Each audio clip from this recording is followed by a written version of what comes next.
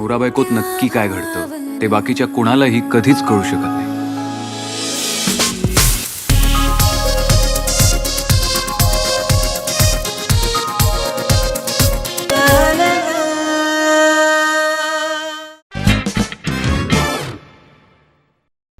अजयला जेव्हा त्याच्या फिमेल फ्रेंड्स अटेन्शन देतात, नाही आता लग्न झालंय आमचं, काही स्कोपच नाही. हो तुझं काय वेगळं म्हणणं आहे? नाही मला काहीच प्रॉब्लेम. थँक्स.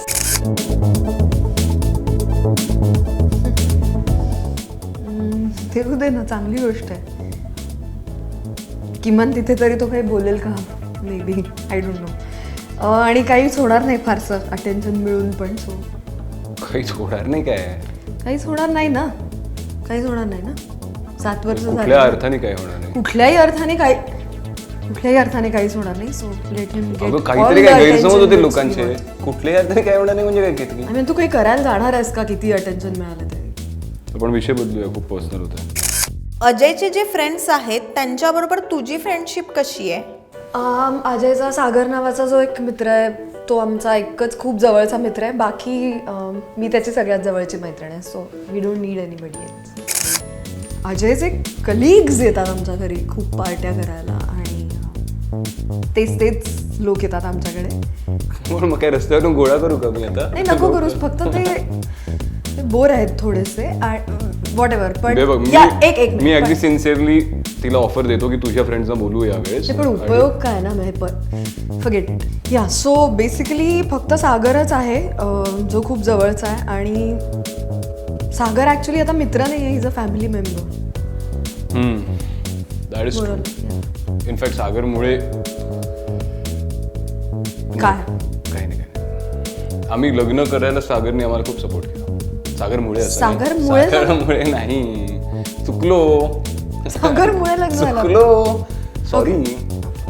सागरमुळे आपलं लग्न. सागरने खूप सपोर्ट केला. राईट. आता अजय तुला किती वेळा डेटवर घेऊन गेलाय? किमान हे तरी तो मी नाही सांगणार. बऱ्याच नाही तुम्ही, बऱ्याच नाही तू. बऱ्याचदा नेतो. हो, बऱ्याच नाही. खरं बोलतोय तो, खरं बोलतोय. अरे कामं असतात, आता कामं सोडून कसं जाणार आहे? मला असं वाटतं प्रत्येक पुरुष आता माझ्यासोबत अग्री करेल. कामं असतात, ट्रॅफिक असतो, ट्रॅफिकमध्ये तुम्ही अडकता, कधीतरी डेट आपली कॅन्सल होते, हे तुम्ही पण अग्री कराल. यात काही वाद नाही. कधीतरी डेट कॅन्सल होते ठीक आहे, कधीतरी डेट होते सुद्धा अनेक लोकांची. आमची दे नाही. मॅनेज, आमची होतच नाही.